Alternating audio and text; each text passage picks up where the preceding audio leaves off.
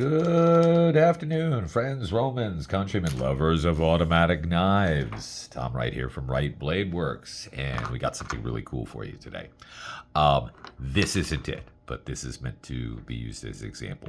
So what we have here, this is one of the LATAMAs that I get that I customize. This one hasn't been done yet. I haven't touched this one yet, so we're going to be doing a lot of work on it, but this is just meant to show you. This is an 11-inch. This one has mother of pearl scales. This is an 11-inch bolster release, kind of a bayonet grind. And just to give you an idea, very nice knife. Very well made.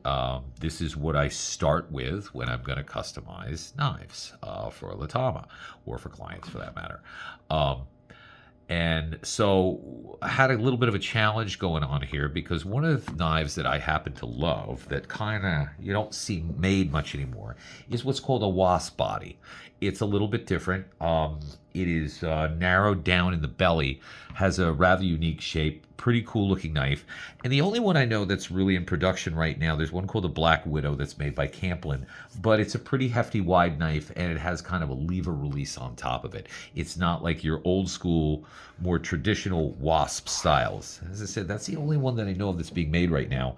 So in conversations with my friend Walt at LATAMA, we've been talking about coming up with a prototype of a new design for the WASP.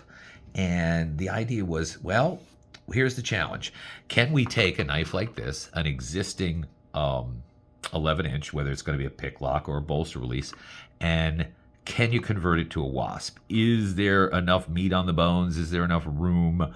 Because, tolerances are something you just, you can't add metal to some of these things without making new parts. Taking away is not a big deal, but you take away too much and you've got a problem. So the answer to the question, can you do it? Hell to the yes. Yes, we can. I think I pulled it off here. And so this one we've got here, this is what we're calling the modern WASP. And I think this came out great. Check this out. Look at the lines on this beauty. Okay, so what we did, I took a knife similar to this. This one just had black horn scales. We've changed it now to, this is a synthetic tortoiseshell. It's actually kieranite. And on this, I've put abalone button, short throw locking detent safety. This is something I'm kind of known for now. I like these a lot because they don't slide, they don't move, they're extremely durable. It's a much higher quality safety. Managed to neck this thing down. And if I tell you there's not a lot of room to spare, there's not a lot of room to spare. So what you end up with is this tapered down section here. Still managed to do file work on the whole damn thing all the way around. Still managed to coin the liners. Even did a custom lock tab on this one. And this one, as you can see, let's turn this way. There, focus. A WASP. Let's open this thing up. Love it. Dagger grind, modern dagger grind, which is nice because it's almost like tapered lines. I happen to like the design of this blade a lot. It's really, really pretty. And mark this one over here on the side. Let's turn this around so it's in better view. Let's see if that's going to focus. Focus. There we go. WASP. I put that on there. This is actually a prototype because there is only one right now. But as you can see, I think we pulled it off, and I think it is really good looking. It is definitely an exaggerated belly. I've seen various versions of WASP, vintage ones and whatnot, and this one it's a pretty aggressive shape, but I really like it.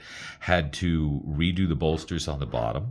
Actually managed to use the original bolsters, modify the shape of them slightly, as well as change the arc on them. Got this maker's mark kind of in there, and there's a hidden laser etch on the inside too as well for my company logo. But overall, I think this thing came out frickin' spectacular. I really, really like this. Now, if you ask me, was it a pain in the ass to make? Yeah. Definitely not the easiest thing to do. Could I do it to other knives? Yes. It's a bit labor intensive. There's no doubt about it. Because as I said, there's not a lot of room to work with this. There's not a lot of meat on the bones, because the more traditional WASPs you would think of would actually be a little bit wider here in kind of the belly and then narrow down. Obviously, can't add meat to it without changing the liners, changing the back spring, everything else. So the idea was, can we pull it off with an existing knife? And I think the answer is a resounding yes. Hope you like it. This is going to go to LATAMA along with a batch of the other customs I've been finishing up. I think I'm just going to do the one for now, and we're going to see what kind of interest we get in this one. But overall, I am really, really loving this design. I'm probably going to make one for myself, and I've already had a couple people email, please, please, Tom, can you make one for me? So we'll see. I don't think that's going to be a problem. As I said, a little bit time consuming. I am a little bit backed up with stuff right now. There's a lot of projects on the table. There's some stuff that I've been working on for a while that I've had some issues with, that I've had to start and restop and start again a bunch of times. But moving as quick as I can. But I wanted to show you this. There have been some pictures posted on various Facebook boards and whatnot, but this is the only real lengthy video on it. So I wanted you to see what is possible if you're willing to potentially break shit. Luckily, I didn't break anything doing this, and it came out great. It locks up like a damn tank. I mean, in my opinion, it's pretty much flawless. It is a really fantastic looking knife. Great design. I'm super happy with it. Hope you guys are, and I will talk to you soon. Take care.